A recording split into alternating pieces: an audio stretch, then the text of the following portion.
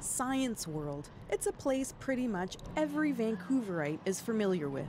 It's that weird round building in False Creek where you and your kids can go to learn about science. But the building has changed in the past 30 years, a lot. And that means some of its original parts have been left behind in bits and pieces, like this door that leads to nowhere. As you can see, when you come through here, you basically just plummet onto the ramp that leads up to the OmniMax Theatre. Giant triangle around. Each of those is one of the silver triangles you see when you look at the outside of Science World. Brian Anderson has worked at Science World for 20 years. We are in one of the back hallways of Science World, and I always love to pass this. This is the old exterior of the building. When this was the Expo Centre and Expo 86, that's as far out as the building came.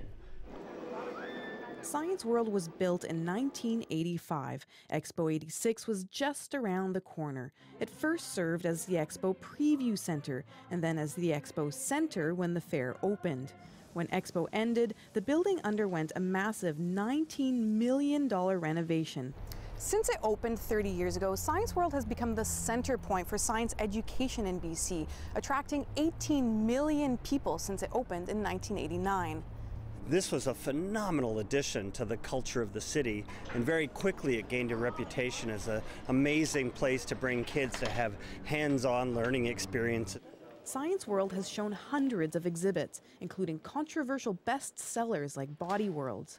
This little panel here. Behind the scenes, there are plenty of little treasures. This is the projection room for the OmniMax Theatre. So these big film discs you see there, that's one 45-minute OmniMax film. It's about 4 kilometers long. If you were to unreel it, it would go from Science World all the way to Granville Island.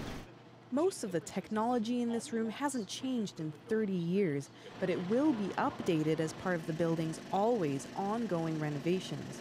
Renovations that will take Science World into the next 30 years. Marie Seidler, CBC News, Vancouver.